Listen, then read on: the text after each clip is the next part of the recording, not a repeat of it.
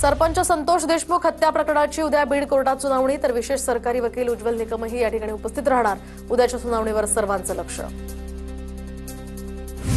मुख्यमंत्र्यांचे ओएसडी रात्री उशिरा मस्साजोगमध्ये दाखल, तर वैभवी देशमुखला शुभेच्छा देण्यासाठी ओएसडी मस्साजोगमध्ये मुख्यमंत्र्यांकडून फोनवरून वैभवी देशमुखला शुभेच्छा। आज आणि उद्या राज्यातील अनेक जिल्ह्यांमध्ये जोरदार पावसाची शक्यता, पुणे वेधशाळेचा अंदाज। काही ठिकाणी वादळी वाऱ्यासह गारपीट होण्याचाही इशारा। पुणे शहर आणि आजूबाजूच्या परिसरात पुढील 4 ते 5 दिवस सोसाट्याचा वारा वाहण्याची शक्यता। कोकण गोव्यामध्ये पुढील 5 ते 7 दिवस पाऊस पडण्याची शक्यता, पुणे वेधशाळेचा अंदाज।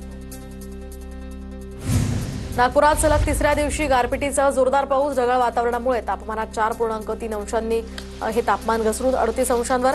नागपुरात 10 मे पर्यंत अवकाळी पावसाचा इशारा। जालना जिल्ह्यामध्ये अवकाळी पाऊस आणि गारपिटीचा फळबागांना मोठा फटका। बदनापूर तालुक्यातल्या अनेक शेतकऱ्यांचं यामुळे मोठं नुकसान।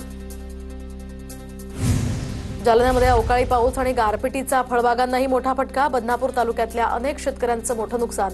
पुढील 3 दिवस जिल्ह्यामध्ये अवकाळी पावसाची शक्यता। जळगाव तालुक्यामध्ये जामनेर, पारोळा या तालुक्यांमध्ये वादळी वाऱ्यासह मुसळधार पावसाची हजेरी। अवकाळी पावसामुळे शेतात कापून ठेवलेला मका आणि बाजरीसह विविध पिकांचं नुकसान।